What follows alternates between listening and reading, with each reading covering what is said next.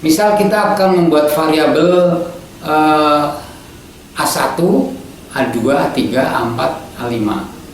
Kalau kita tidak menggunakan array, maka kita akan menuliskan variabel yang berulang-ulang sehingga tidak efektif. Sehingga datanya akan menjadi yang tadinya 1, 2, 3, 4, 5 menjadi 5, 4, 3, 2, 1. Sehingga datanya yang kalau tadi isinya data misalnya kita isi kotak menjadi terbalik. Jadi katoknya kita lihat.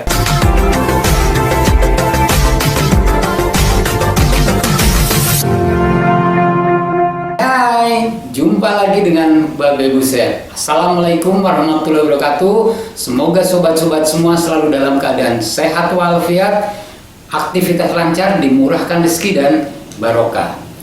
Pada video ini Babe akan melanjutkan belajar pemrograman C++ bagi pemula pada pembahasan array atau larik. Babe juga menyertakan contoh coding pada video ini berupa implementasi array yang lebih kompleks, yaitu berupa menu pesan makanan untuk restoran. Silahkan yang memerlukan bisa di-download.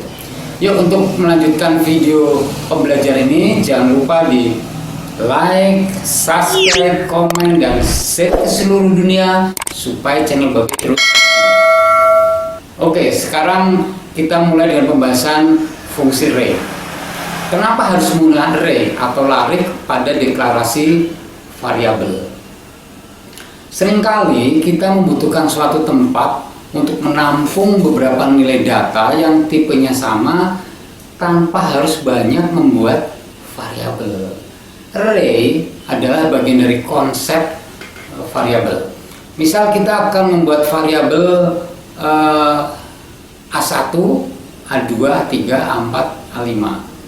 Kalau kita tidak menggunakan array, maka kita akan menuliskan variabel yang berulang-ulang sehingga tidak efektif.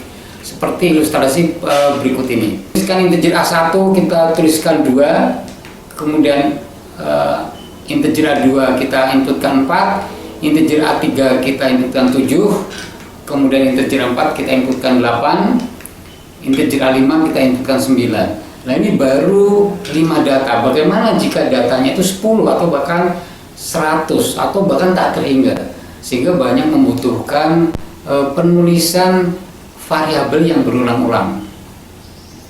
Jadi array atau larik adalah variabel yang dapat menampung sekumpulan nilai yang bertipe sama dan tipe elemennya diakses menggunakan indeks.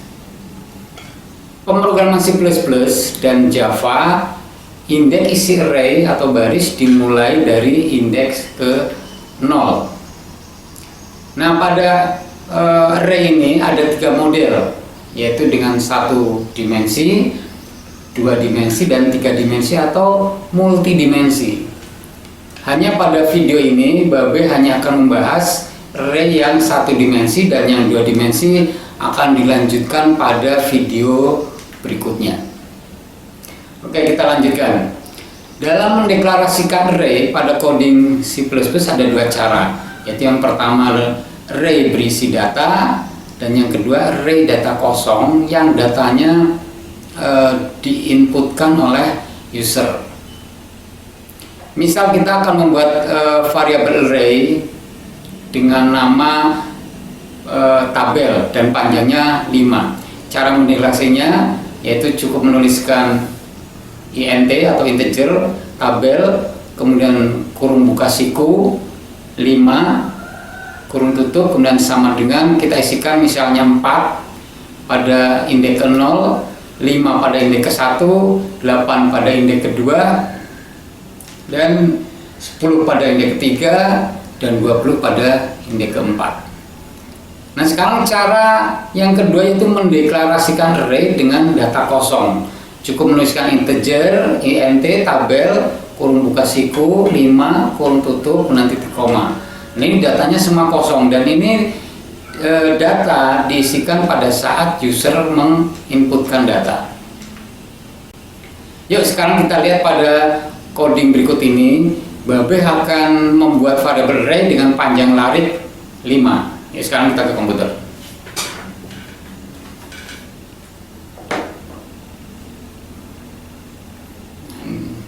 kita mulai ini untuk menjelaskan array. Kita tulis integer tabel 5. Ini untuk mengisi data array. Kita tulis tabel ke 0 kita isi 4, tabel ke 1 kita isi 5, tabel kedua kita isi 8, tabel ketiga kita isi 10, tabel keempat kita isi misalnya 20. Nah, kemudian kita untuk mengaksesnya kita tulis print bilangan untuk elemen ke 1, kemudian %d untuk integer, kita tuliskan tabel dan elemen yang keberapa ke 0. Nah, ini tinggal dikopikan saja.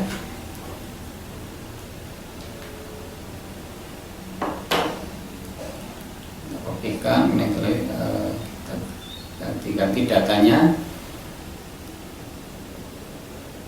Nah, sekarang kita running. Nah, datanya berisi elemen ke-1 4, elemen ke-2 5, elemen ke-3 8, elemen ke-4 10, dan elemen ke-5 20. Pada pembuatan variabel tersebut kurang efektif karena untuk mengaksesnya harus menuliskan variabel yang berulang-ulang. Nah, supaya efektif maka kita buatkan proses perulangan dengan fungsi for.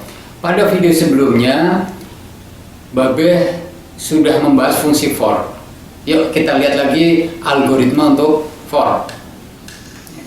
Nah, misalnya kita akan membuat larik atau array panjangnya adalah 5, kemudian kita isikan data pertama ya.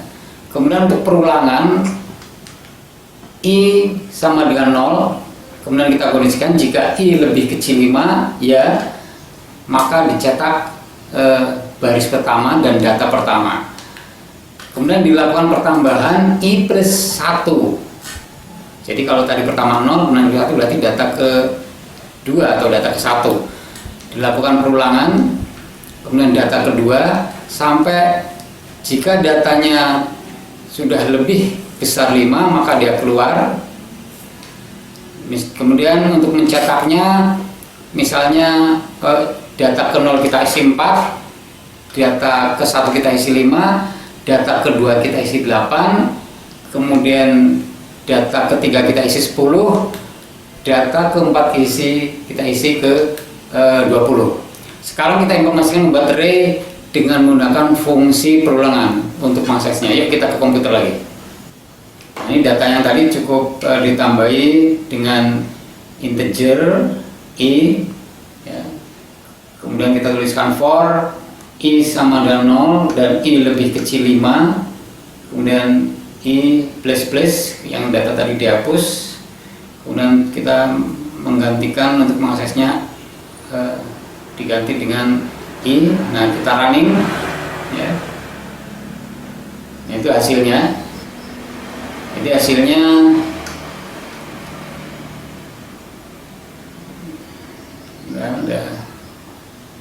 data ke 04, data ke 15, data ke-2 8, data ke-3 10, dan data ke-4 20. Sama hasilnya, cuma ini lebih efektif karena menggunakan perulangan. Kita coba dengan array data kosong. Data diinputkan oleh user dan untuk mengaksesnya menggunakan fungsi perulangan bisa dengan fungsi for atau dengan dual. Babe akan menggunakan dengan fungsi for. Yuk kita ke komputer lagi. Nah, yang tabel tadi dihapus, kita gantikan dengan model perulangan. For i sama dengan 0, kemudian i lebih kecil 5, kemudian i plus plus. Nah, untuk mengaksesnya kita tuliskan, untuk menginputkan kita tuliskan masukkan bilangan untuk elemen ke, nah, kita pakai persen karena bentuknya adalah bilangan bulat integer, kemudian i. Nah, ini scan untuk memanggil variabel yang kita panggil, dan kita tulis persen d, koma, dan tabel, kemudian kurung siku i gitu. Nah, sekarang kita running, kita isikan datanya. Nah, itu untuk menginputkannya, misalnya 0 kita isi 4, data ke 1 kita isi 5, data kedua kita isi 8, data ketiga kita isi 10, data keempat kita isi 20. Itu untuk input datanya. Sekarang untuk outputnya, ya, tinggal kita lakukan data ke 04, data ke 1 5, data ke 2 8, data ketiga 10, dan data keempat 20. Tadi kita sudah membuat array dengan tipe data numerik. Sekarang kita membuat array dengan tipe data karakter. Misalkan kita akan mencari karakter tertentu ada di baris keberapa dengan cara mengindeks pada lari. Yuk kita ke komputer lagi. Nah, kita tuliskan karakter, misalnya variabelnya dengan nama kata, panjangnya 30. Kemudian cout, masukkan kalimat, kemudian sin titik getLine, buka kurung kata, koma size of kata. Nah, ini getLine itu adalah untuk ukuran panjang variabel yang kita pesan. Kemudian saya menuliskan cout assalamualaikum, kemudian memanggil variabel kata, kemudian cout karakter ke-1, kita tulis, kemudian kita mengasahnya, kita tulis kata, tinggal dikopikan, kita ganti-ganti.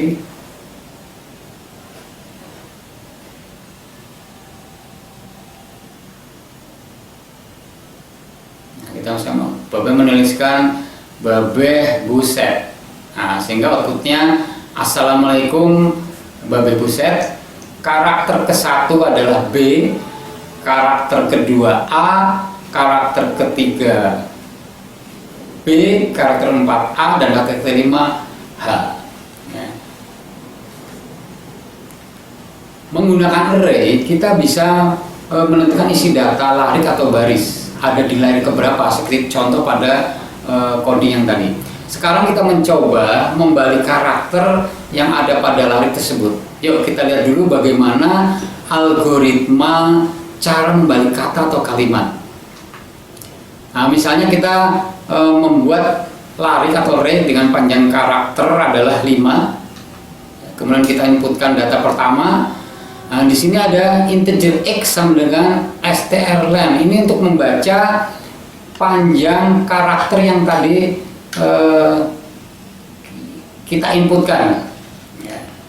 Kemudian integer i sama dengan x min 1. Jadi kalau tadi panjangnya misalnya 5, sehingga 5 min 1, sehingga i berisi data 4. Nah, kemudian kita kondisikan jika i lebih besar 0, ya maka i-nya dikurangi, sehingga yang tadinya datanya 5 diambil 1 menjadi 4, kemudian 4 diambil 1 3 diambil 1 tinggal 2 diambil 1 tinggal 0, sehingga terbalik datanya. Sehingga kalau kita inputkan, misalnya kita menginputkan karakter pertama atau pada baris pertama K, baris kedua kita tuliskan O, baris ketiga kita tuliskan T, baris keempat kita tuliskan A, dan baris kelima kita tuliskan K, terbaca kotak. Sehingga karena datanya dibalik 1 2 3 4 5 menjadi 5 4 3 2 1, sehingga kalau kita akses datanya menjadi K A T O K, atau yang tadinya kotak menjadi katok. Sekarang kita coba ke coding berikut ini.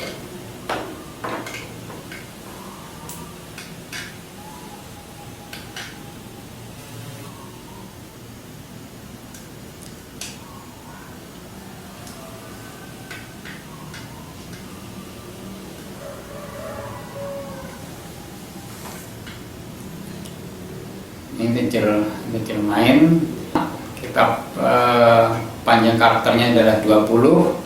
Kemudian tuliskan cout, masukkan kalimat, ini cin titik getLine, ini untuk ukuran panjang variabel, kalimat, koma size of kalimat,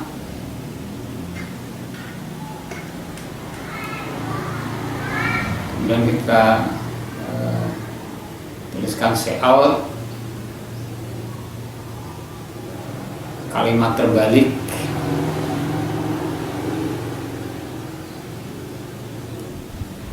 nah di sini integer x sama dengan string len, strlen kalimat. Jadi kalau x-nya tadi isinya, kalau kalimatnya isinya panjangnya 5, berarti x adalah berisi data 5. Nah, ini untuk perulangannya, for integer i sama x min 1, jika i lebih besar 0 maka i min min, jadi dikurangi, sehingga datanya akan menjadi yang tadinya 1, 2, 3, 4, 5 menjadi 5, 4, 3, 2, 1. Sehingga datanya yang kalau tadi isinya data misalnya kita isi kotak menjadi terbalik, jadi katok. Ya, kita lihat hasil coding ini. Nah, ini hasilnya. Jadi misalnya kita inputkan kotak, nah ini datanya menjadi katok.